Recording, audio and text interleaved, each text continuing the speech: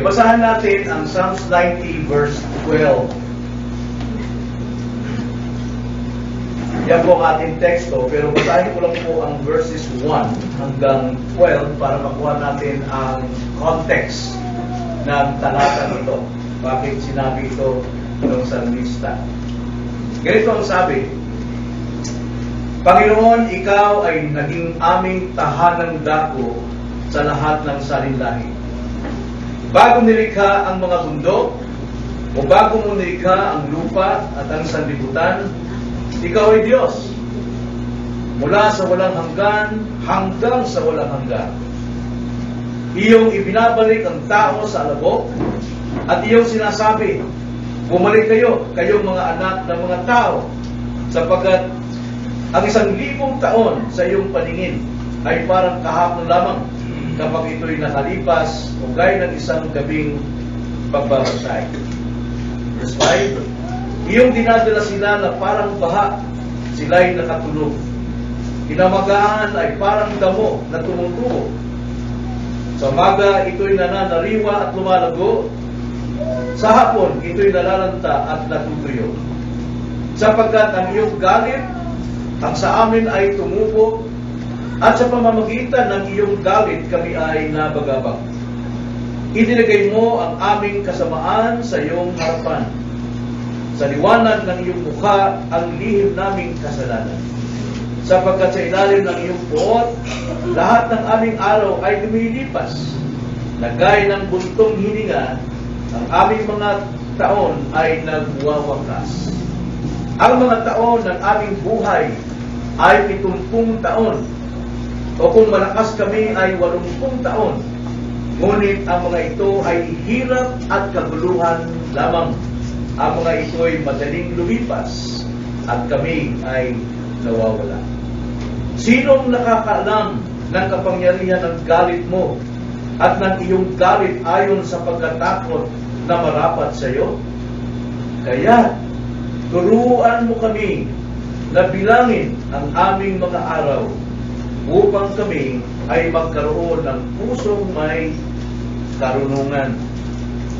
Babasahin ko po muli ang verse 12. Kaya turuan mo kami na bilangin ang aming mga araw upang kami ay magkaroon ng pusong may karunungan. Tayo sa panalangin. Opo, Panginoon, turuan niyo kami ngayong umaga naming bilangin ang aming mga araw. Sapagat nais namin, Panginoon, magkaroon ng isang matalino, marunong na puso sa pagtataguyod ng aming kaisa-isang buhay na kaloob ninyo. Nawa sa umagang ito, magpakahayag kayo at ihayag din po ninyo ang aming mga sarili.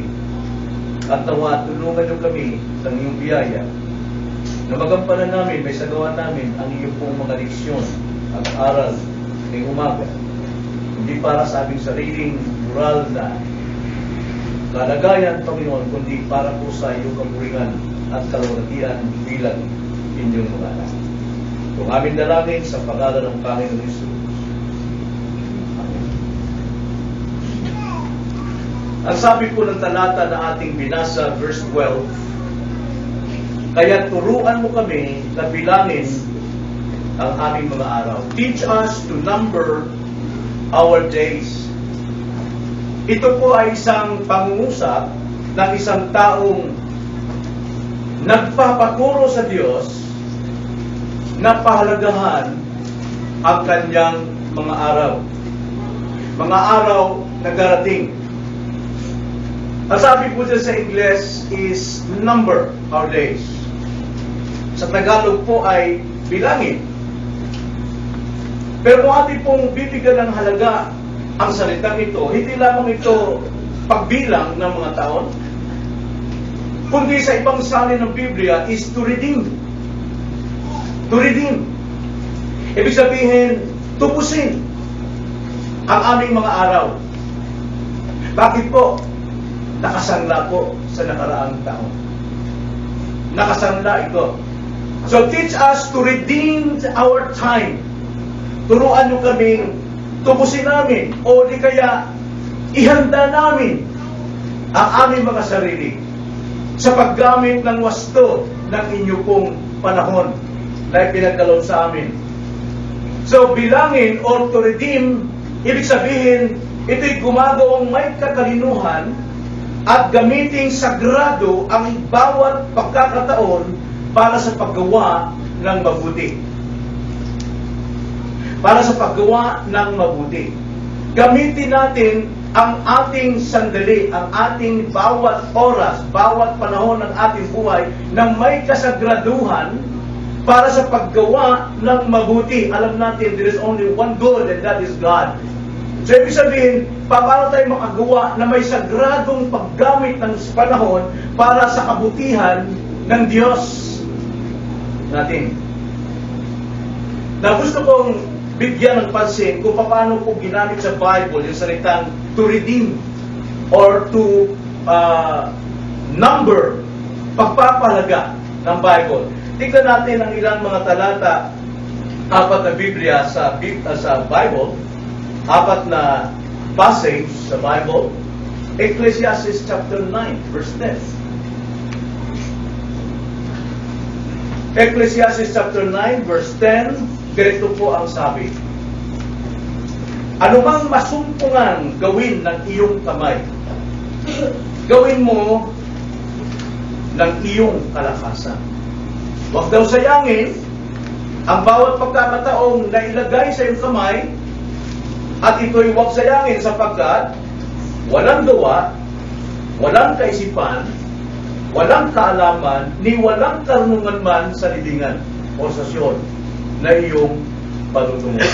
Sayang ang pagkakataon kung mamatay tayo na wala tayong paggamit na may kasagraduhan sa panahong kaloob sa atin ng Diyos.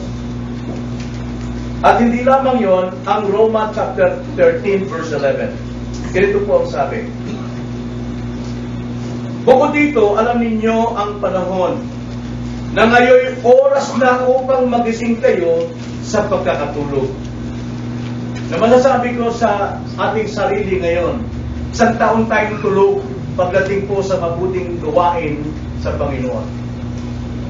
Ito na po yung panahon na ating gamitin ang darating na mga araw bilang sagradong kaloob ng Diyos upang ating may sagwa ang narapat nating gawin tungkol sa Diyos, tungkol sa kapatid, at tungkol sa mga unbelievers. Ang sabi sa kasunod, sapagkat ngayon ay higit na malapit na sa atin ang kaligtasan kaysa noong tayo'y sumasampalataya ng una.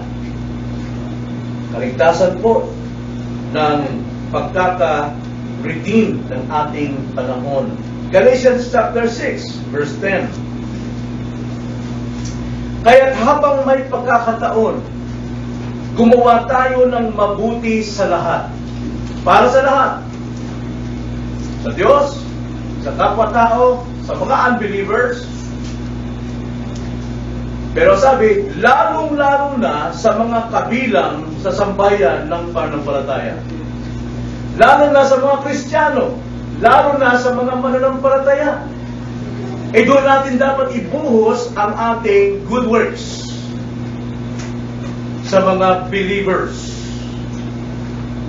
Then last verse, Colossians chapter 4, verse 5. Lumakad kayo na may karunungan sa harap ng mga nasa labas, na inyong samantalahin ang pagkakataon. There it is. Pagsamantalahin ang pagkakataon. Lumakad tayo bilang tao ng Diyos, bilang Kristiyano sa harapan ng ating mga relatives, na mga hindi mananampalataya, ano ang kanilang judgment sa atin bilang Kristiyano? Tayo ba'y nagmamahal sa Diyos, nagmamahal sa ating kapwa, kapatid, o wala tayong pakialam sa kanila dahil wala tayong pakialam sa kanilang mga unbelievers? Anong testimony natin ito nakaraan sa mga unbelievers?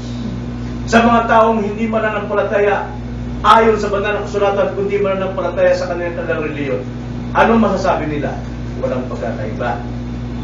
Naglipa na yan sa mga Facebook, kung ano mga lumalabas sa mga issues tungkol sa religion, tungkol sa belief, tungkol sa katungkulan ng bawat isa sa iglesia, hindi mababasa ng Diyos yan. Paano kaya po ang Diyos, si Kristo, ay humingi sa iyo na isama mo siya sa iyong friends? Ano gagawin mo? Malalaman niya lahat ang Facebook mo, Twitter mo, kung gaano ka bulok. Matatanggap mo ba sa as a friend? Yan po yung ating mga nakaraan. Ito pong salmista nito, inaamin niya sa kanyang pangungusap na ang kanyang nakaraang taon ay hindi niya naggamit. Hindi niya nagamit bilang sagrado. Maaaring nakagawa siya ng mabuting bagay sa Diyos. Pero hindi sapat para sa kanya. Kaya ang sabi niya, turuan mo kami. Teach us to number of days. Bakit po? Sapagkat naalala niya ang kanyang nakaraan. At yan po ang dapat na maging kaisipan bilang Kristiyano.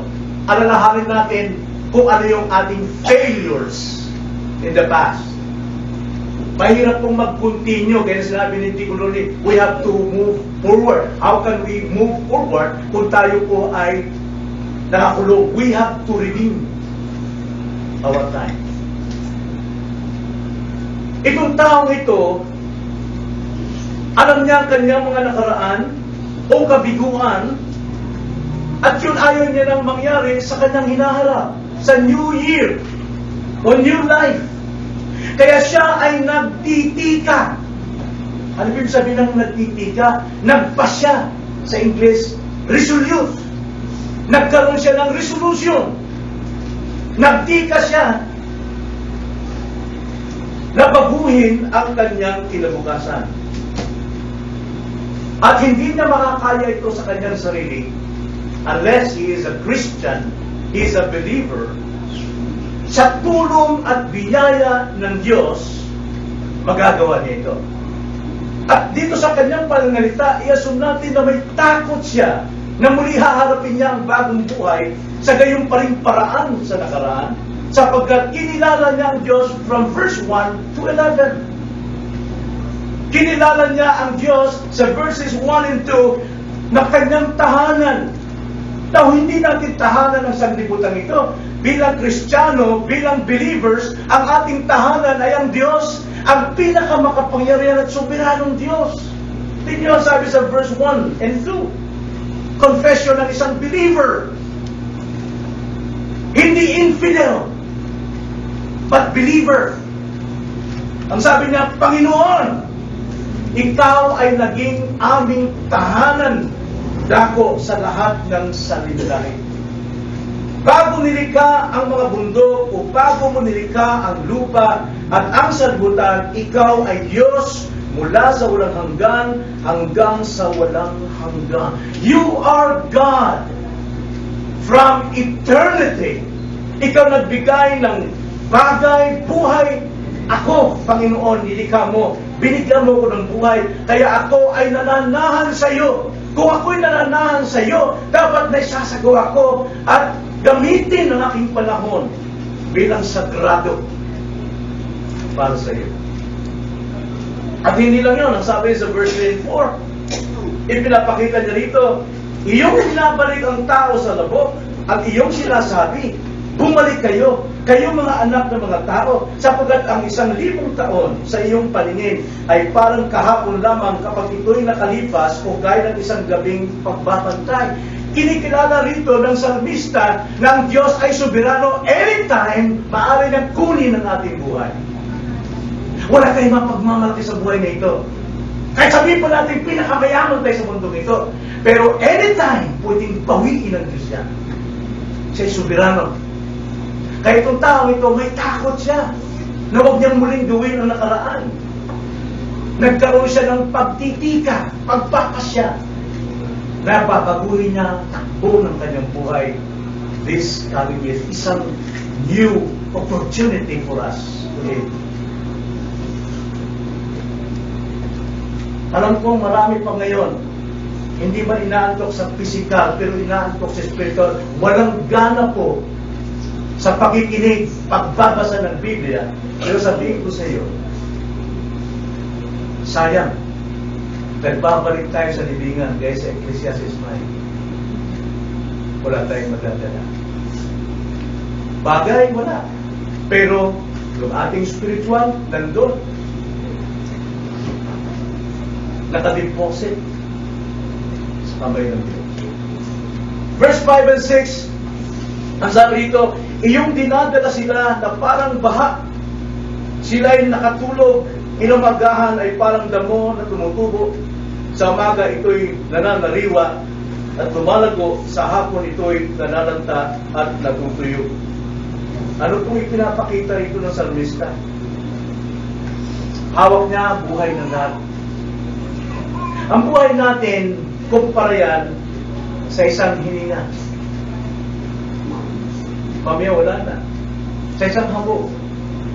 Ngayon nakikita mo, mamaya wala na.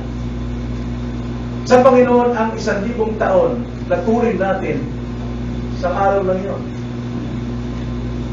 Kung sasabihin natin, mabuhay pa ako mahaba, mapapalaki ko kung aking mga anak, may lalagay ko pa sila sa tugatog ng tagumpay, nagkakamali ka. Dalawang kwenta ang panahon natin sa Diyos. Tinuturing natin 1,000, sandali lang yan sa Panginoon. Mabibigulan tayo. Mabibigo naman tayo. You know, sabi sa verse 5 and 6, verse 7 hanggang 10, sapagat ang iyong galit ang sa amin ay tumupok. Naramdaman ng salmistang ito yung galit ng Diyos the last time. Mga matitinding pagsubok, matitinding kabalian, matitinding kapanghinaan. Alam natin, dahil sa ating sarili, sa ating kawalan ng paggamit ng sagrado panahon, pinadadama natin ang ating nakulangan. At yun ay galit ng Panginoon. Pero ang galit ng Panginoon ay banal, sagrado. Hindi tulad ng galit natin na namumuyos. Pero ang galit ng Panginoon ay pagtutuwid. Ilang beses na tayo inuwid the last time? Ilang beses na pinadama ng Panginoon sa atin ang disiplina. And yet, tingnan nyo, sabi natin, wala pa rin. Wala pa rin asenso. Hindi nyo sabi, pasahin natin 7 hanggang 10, sapagkat ang yung galit lang sa amin ay tumupok, at sa pamamagitan na yung galit kami ay nabagabag. See that? Mayroon ba tayong panahon na hindi tayo mapakali, nabagabag?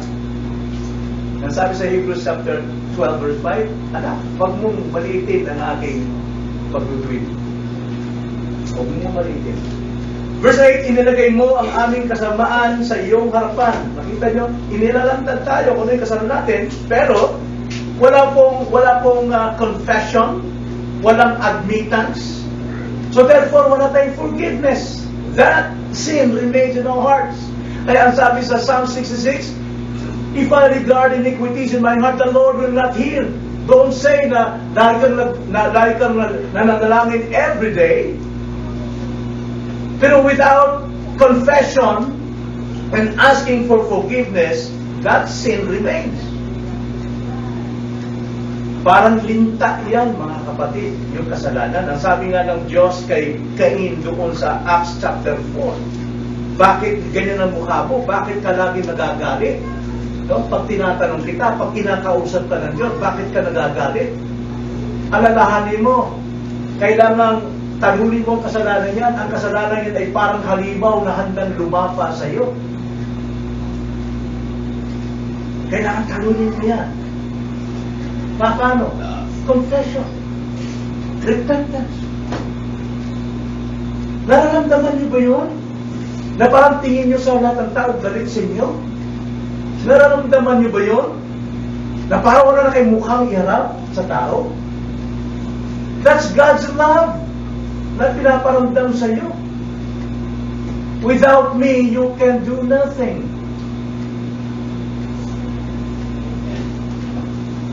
Inilalagay mo ang aming kasamaan sa iyong harapan. Totoo yan. Sa liwanag ng iyong mukha, ang lihim naming kasalanan, pati yung lihim. Hindi pwede. Nay, sapagkat sa ilalim ng iyong puot, lahat ng aming araw ay lumilipas. Nagkain ng buntong hininga. Eh? Walang silbi yung panahon natin talaga eh. Kung maikli lang panahon natin, so dapat dapat natin itong tubusin. Gamitin natin ito.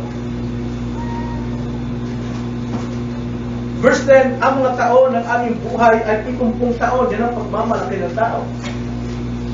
Kung minsan may biyayang Panginoon, kung malakas kami ay 80 taon. Ngunit ang mga ito ay hirap at katuluhan lamang. Ang mga ito ay madaling lumipas at kami ay nawawala. So magkaroon tayo mahabang buhay, pero tayo naman ay guilty before God. Kung wala tayong kapayapaan, wala tayong katiwasayan ng ating kaluluwa. Lahat ng araw, bagabag tayo, lahat ng araw, umaharap tayo, pagkukunwari, hypocrites. Umaharap tayo sa ating asawa, umaharap tayo sa ating mga anak, tas hypocrites. Bagabag tayo dyan. Kaya sabi sa 11, conclusion itong taong ito, sa mista nito, sinong nakakaalam ng kapangyarihan ng galit mo? Kayo lang makakaalam ng aming kong kasalanan. Pero kami hindi. Anytime pwedeng dumating. At ang iyong galit ayon sa pagkatakot na marapat sa iyo. Pero may galit ang Panginoon ayon sa kanyang pagmamahal sa atin upang tayo manumbalik doon. Kaya itong sinabi niya sa verse 12. Therefore, teach us to number our days. Kaya turuan mo kami na bilangin ang aming mga araw upang kami ay magkaroon ng pusong may karunungan. Alam po rin mga kapatid, patapos na po ang 2014. At tayo ay humarap na sa isang bagong taon. Tradisyon po yan. Hindi po ako nagdiriwang ng New Year. Pwede pa magdiriwang ng Christmas. Dahil yan ay tumutukoy sa kapanganakan ng ating Panginoon, ng ating tagapagligtas. Pero New Year, alam natin, yan ay mayroon po dyan mga superstitious belief. Kaya sana huwag pa rin makukukan dahil nagdiriwang kayo ng New Year. Tayo po yung maharap na sa isang bagong panimula, bagong pahina ng ating buhay. Year 2014, nasa ending na po tayo. At ililipat na yung panibagong pahina ng ating buhay. 2015. Pero nais ko kayong paalalahanan na mas nalalapit tayo sa ano? Sa araw ng ating kamatayan o ng araw na ikalawang pagbabalik ng Panginoon. Nalalapit na ang ating kamatayan. O di kaya, nalalapit na ang pagdating ng Panginoong Kristo. At pagdating ng Panginoong Kristo, ang sabi sa 2 Corinthians chapter 5, verse 11, for we must all appear before the judgment seat of Christ, so that each one may be recompensed for his deeds in the body, according to what he has done, whether good or bad. Sapagkat tayong lahat ay kailangan humarap sa hukuman ni Kristo upang bawat isa ay tumanggap ng kabayaran sa mga bagay na ginawa niya sa pamamagitan ng katawan, maging mabuti o masama. Lahat tayo ay haharap. At sa araw na yon, brethren, dalawang pangungusap lang po ang marinig natin sa Panginoon pagharap natin sa Kanya. Number 1, sinabi niya sa Matthew 25:34, welcome, my good and faithful servant. O di kaya marinig mo ang kanyang salita na parang tahim ng espada ng Gilead. Bagamat malumanay niyang sasabihin sa iyo, lumayo ka sa aking harapan, hindi kita nakikita.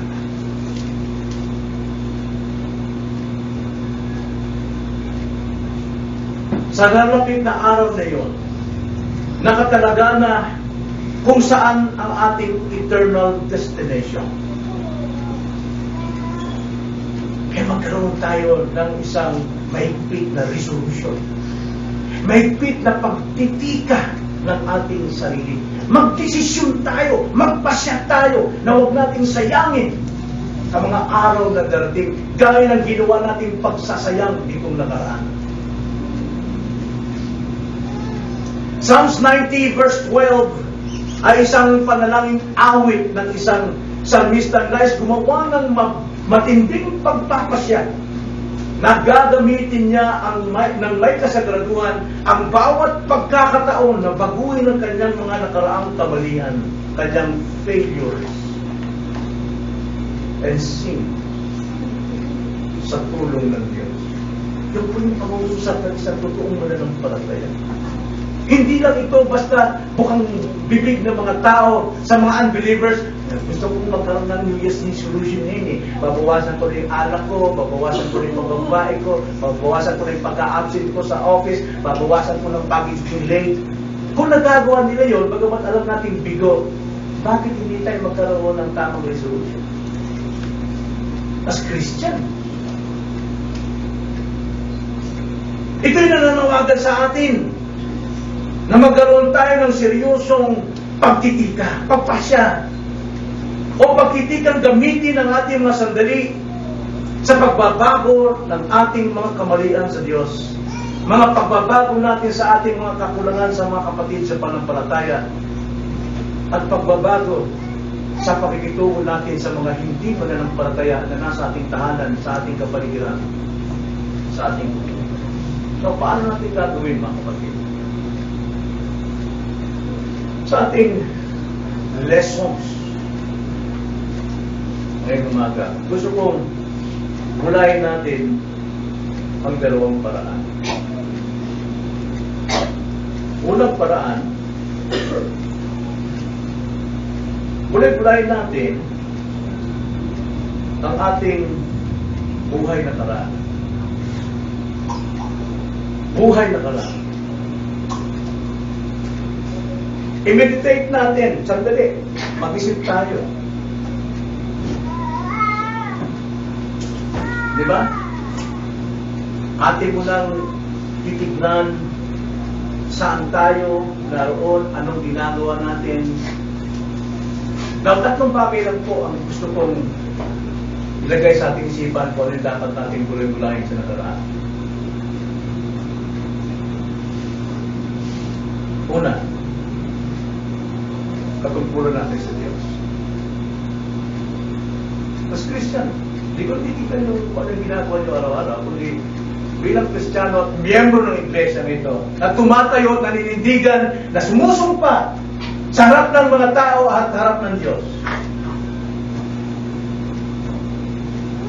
At tutuparin na lahat ng sinasabi, lahat ng ating tipan. Kumusta? Kumusta mga kapatid? Sa tingin nyo? Sa tingin nyo? Thumbs up? Parallel? Or down? No. Let's be honest. Thumbs up? Alanganin? O bagsak? Yes. Aminin natin bagsak tayo. But God is gracious. Ang Diyos ay mabiyaya. May parang tayo.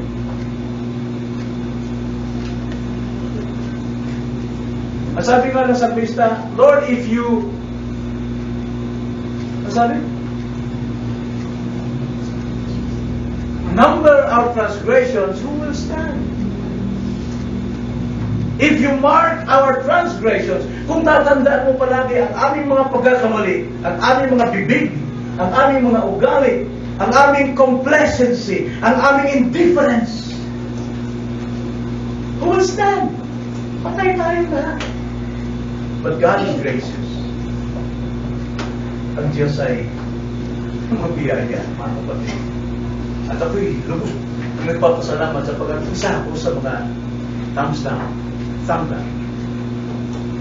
God is gracious. Kaya tanong natin, lumalago ba ang ating relasyon sa Diyos at kay Kristo? Nakaraan. Lumalago ba, mga kapatid? Masasagot natin yan sa ating puso ngayon, sa harap ng Diyos. Lumalago ba? Nalalapit ba tayong higit sa Diyos? Simula nung tayo ay maligtas. Simula nung tayo ay mag-confess na we believe Jesus Christ as our Lord and Savior from our heart. Romans 10:9 and 10. Na kung ipapahid mo sa iyong mga labi na ikay sumasampalatay kay Kristo mula sa iyong puso, ikay naligtas.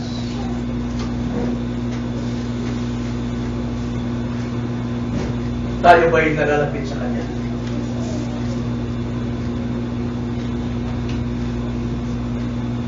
Marahil hindi. Dahil hindi natin nasusunod ang salita ng Panginoon. James 4:8, ang sabi ni James, ang payo sa atin, lumapit kayo sa Diyos at siya'y lalapit sa inyo. Hindi naman lumalayo ang Diyos eh. Actually, parang anino yan sa salamin, no? Ang Diyos, ang reflect sa salita ng Diyos, sa salamin, habang lumalapit ka sa salamin, nalalapit ang iyong anino. Pag lumalayo ka sa salamin, alam mo na kung anong lumalayo sa iyo. Kaya ang tanong natin, ikaw ba'y lumago? Ikaw ba'y napanapit sa Diyos nitong nakaraang taon? Na dapat nating tandaan na ang malapitang relasyon sa Diyos ay nakadepende sa mabuti nating pakikipag-ugnayan sa Kanya. Na paano makipag-ugnay sa Diyos? Prayer? Yes, of course. Pero hindi lang yun. Ano pa yung mga means of grace natin? Number one is worship. Nasaan tayo sa tuwing sasamba sa Diyos na tayo makipagtagpo sa Kanya? Marami tayong dahilan, bagamat lahat tayo ay mayroong mga dahilan, pero unahin natin ang Diyos. 6 weeks, binigyan tayo ng panahon ng Diyos. One day, ibigay natin sa Diyos. Ibigay natin sa Diyos. Kanina di atin yun. Pag ilamit natin sa ibang bagay, pagdanaro yun.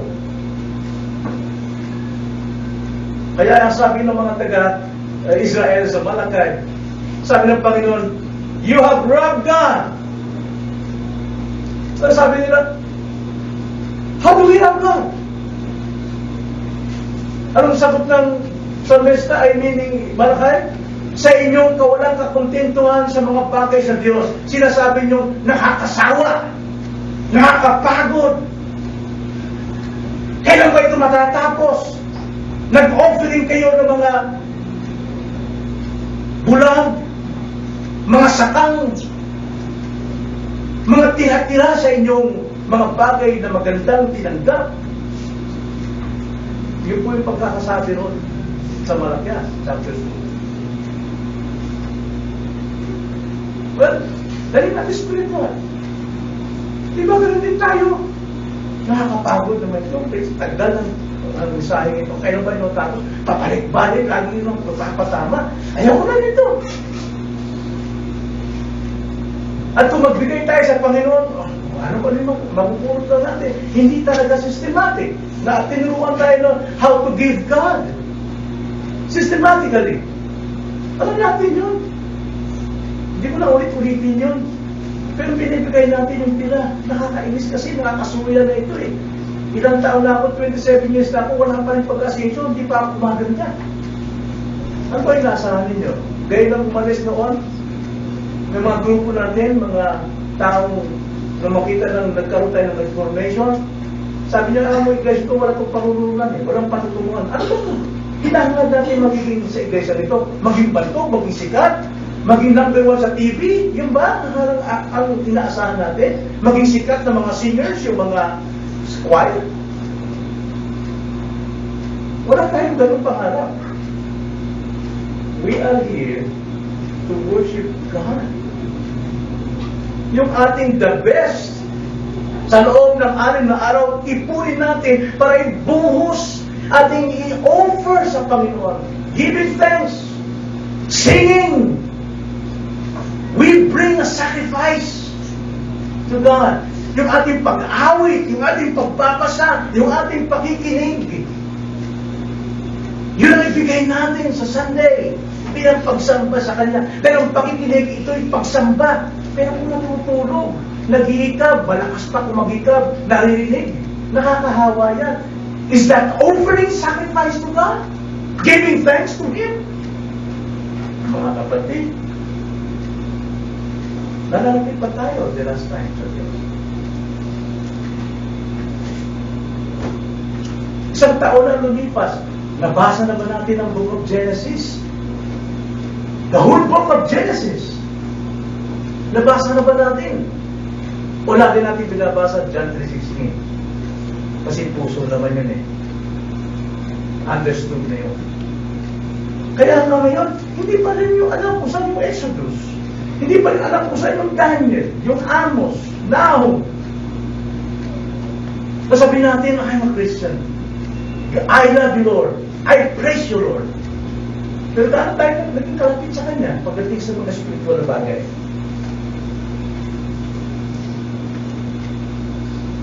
Naging seryoso na ba ang ating pagkikipagrelasyon sa Kanya?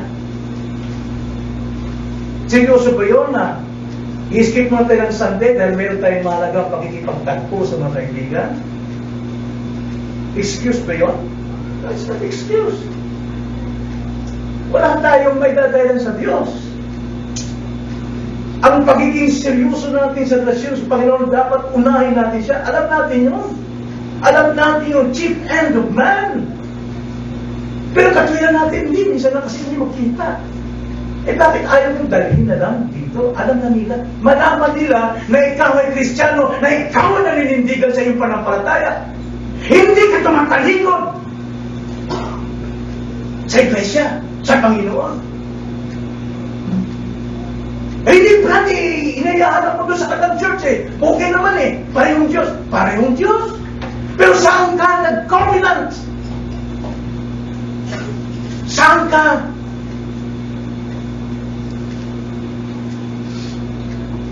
nakipagtipan kasama ng iyong mga anak?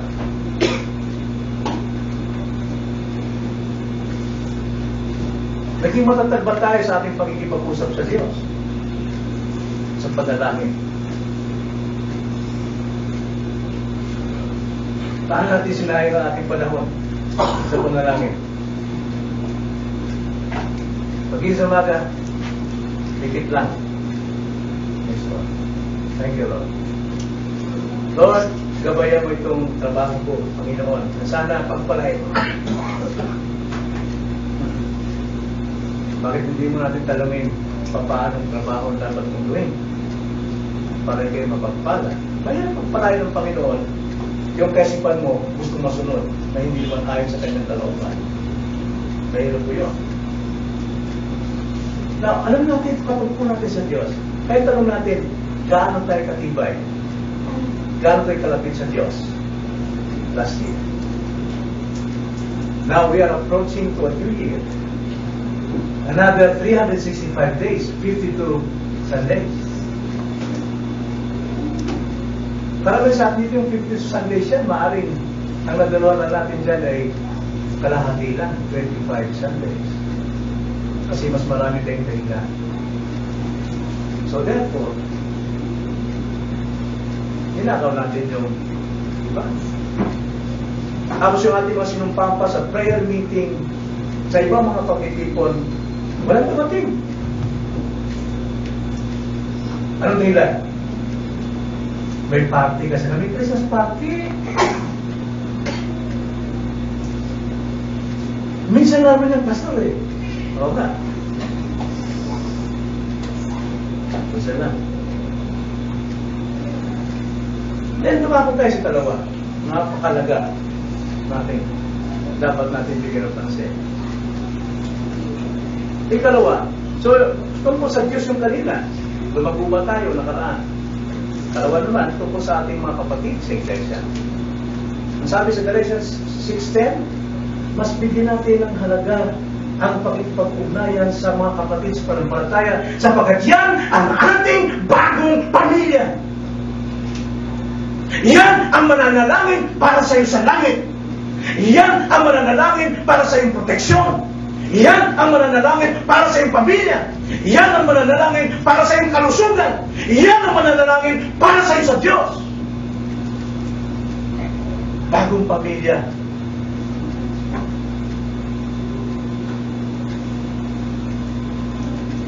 Ayoko sana, mga kapatid, na ganito ang maging dating na mensahe. Pero, di ba pigilan? Dahil nakapanginayan ko ng kalantang, masyara tayo mapagmalaki. Na para bang mabubuhay tayo ng walang Diyos? Marami tayong pangangatwiran. Subukan niyo, mga kapatid, sa inyong pamilya. Araw na inyong pagtitipon, wala nang isa. At sasabihin, ayaw ko makipagtipon sa inyo, meron kong kayang mahalagang pag-uusap. Anong pakiramdam niyo magulang? Anong pakiramdam ng pastor niyo? Kung wala kayo. Pinag-pray kayo araw-araw. Inilalapit kayo sa Diyos araw-araw. Naroon na lahat ng biyaya ng Diyos sa inyo sa araw-araw. Pero pinapaliwala ninyo ang pagpapalang ito.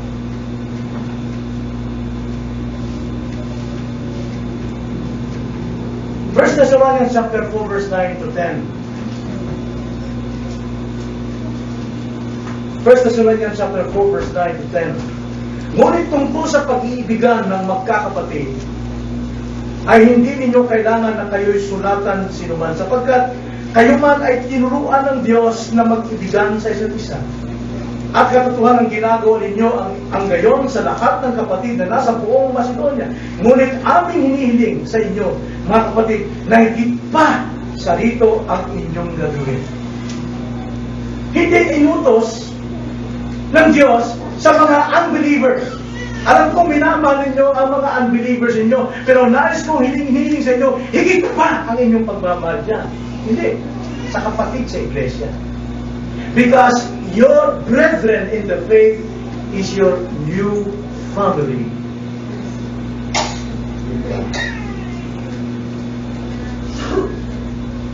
Kaya marami sa atin, impluensyado tayo ng karunungan ng mundo eh.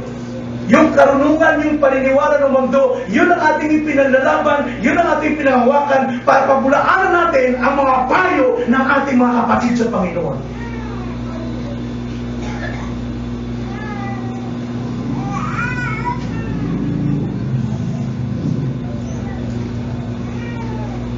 Dapat tayong maging asin at ilaw, hindi lamang sa mga nasa kadiliman.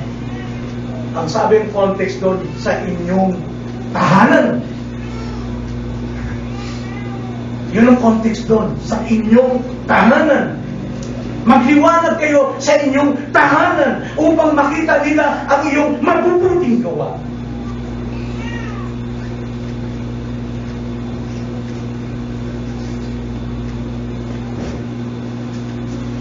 Kilala na ba natin lahat ng kapatiran? Kilala na ba natin? Marahil sa pangalan.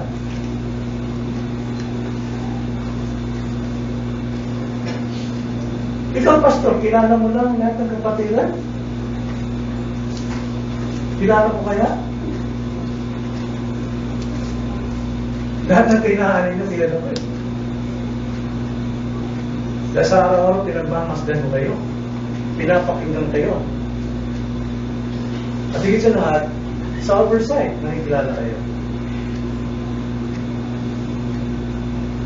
Pero, naging malapit ba tayo sa ating kapatid?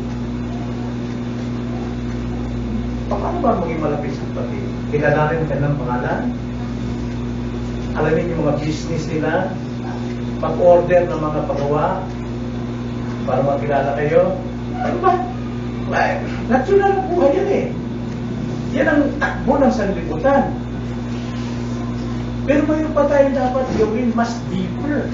Na makikita natin na sabi ng Diyos, mag-ibigan kayo tulad ng pag-ibig ko sa inyo. dapat po natin gawin yun.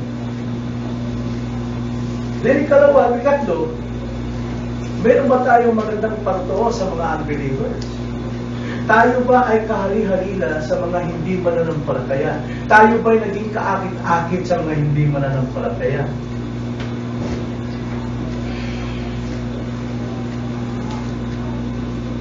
Bilang tao ng Diyos, mayroon tayong managang responsibilidad tungo sa mundo.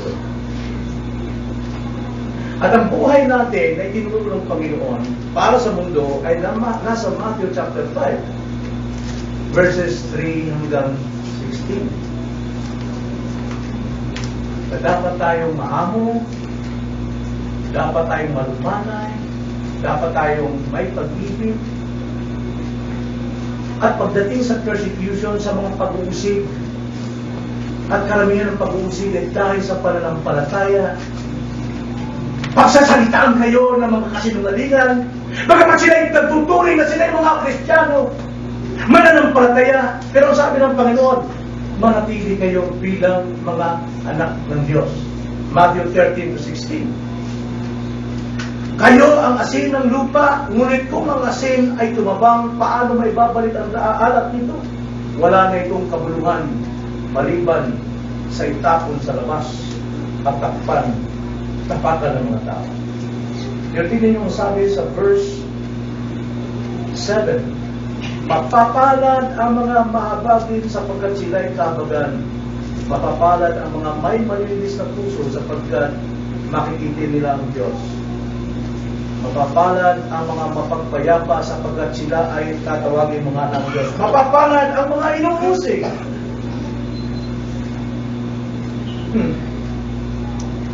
Dahil sa katuwiran, sapagkat kanilang kaharian ng langit. Mapapalad kayo kapag kayo ay nilalangit, inuusig, pinagsasabihan ng sari-saring kasamaan na pawang kasinungalingan dahil sa akin.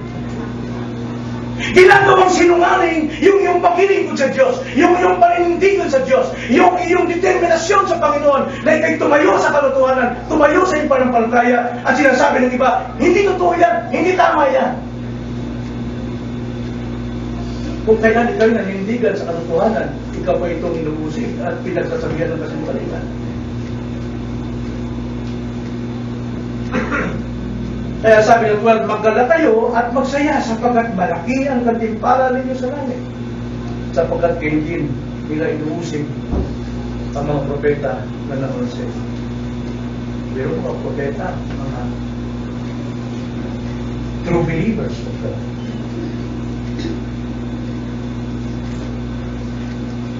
So dapat tayo ay maging ilaw sa mga nasa labas, sa mga unbelievers. How do we stand to our belief? Paano tayo tumataya? Pag kayo'y nasa ibang bansa, saan kayo umaattend? For the sake of attending worship service, kahit saan na lang. Kahit saan na lang. Kung ano mo sinasabing hindi masama ang attend, kailangan umattend. Pero kung ma-attend ka ba, no choice. Huwag kang tumayo tulad ng kanilang tayo. Huwag kang kumilos tulad ng kanilang Diyos. Panindigan mo, pangawakan mo, na ikaw ay nakikipagtagpo sa Diyos.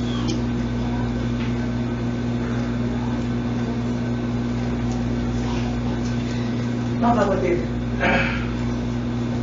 paano natin tuloy-bulayin ang darating taon? Saan natin tuloy-bulayin ang darating taon? Tulad ang pagbubulay natin sa ating failures sa nakaraang taon. How is your love to God? How is your love to brethren? And how is your witnessing to unbelievers? Yun ang kailangan, mga kapatid.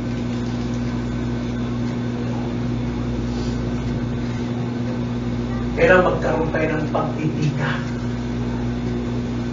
Resolution. Dapat ngayong taong ito ay magkaroon tayo ng daily reading program sa salita ng Panginoon. Magkaroon tayo ng ng pagtitika na this year, sa loob ng 8 buwan, babasahin ko ang New Testament. Then sa evening, babasahin ko ang Old Testament. Kung hindi ka matapos sa loob ng isang taon, i-continue ko on the next year. Magkaroon tayo ng resolution pagdating sa bagay niya. Sapagat the more you read your Bible, the more you know God.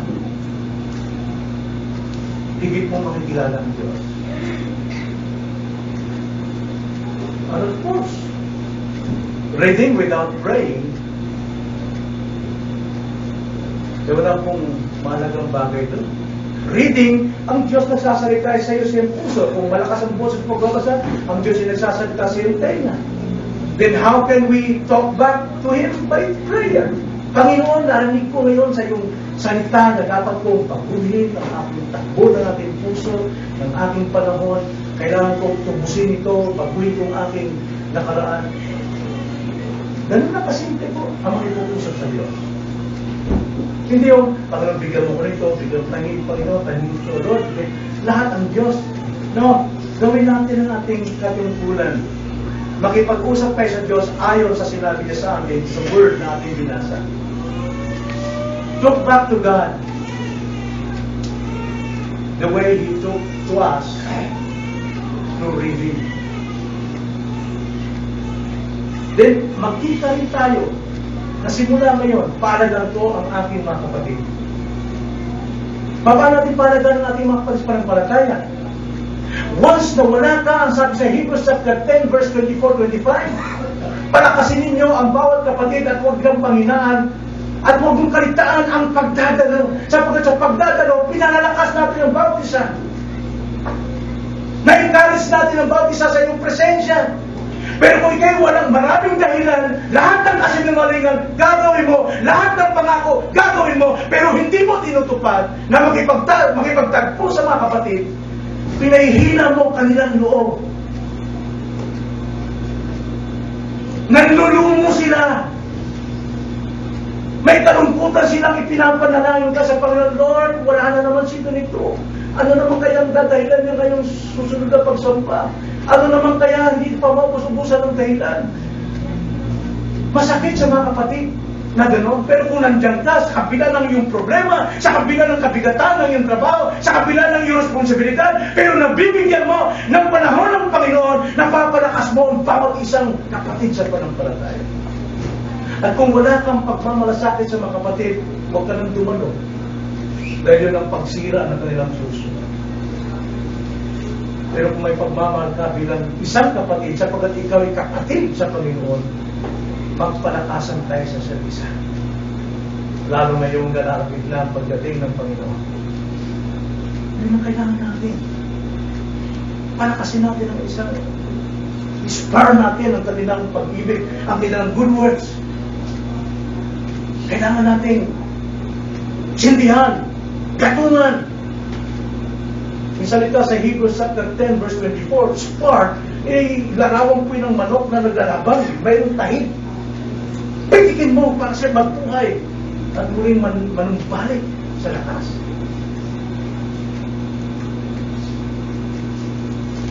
Itong pagpapasyal ito, itong pagtitigang ito, parang simple lang sa pakinig natin. Madali lang. Pero kadalasan dito yung ating sariling kalaban. We are lazy. Tayo'y tamad. At tayo ay, magpagwalang bahala. Alam ng Diyos yan. Alam naman niya. Ba't kaya ko bigyan natin buhay ko dyan? No, hindi naman tatangkuhan. Every Sunday. Hindi ang Diyos na walang katwiran. 6 days sa iyo. Sunday sa kanya. Alam niyo, parang simple lang ito. Ilan sa atin dito, kailangan pang makaranas ng mabibigat na disiplina ng Panginoon. Pero ilang beses tayo nakadumanas ng mga disiplina ng Panginoon at pagkatapos nun, sasabihin natin, pinagaling ng panahon. Balik na naman tayo. Tumitigas na natin puso. Dahil tayo, gumagaling naman. Pero kung ito'y tuloy-tuloy natin gagawin, mga kapatid, simple lang. Tuloy-tuloy natin gagawin ang pagtitikam ito.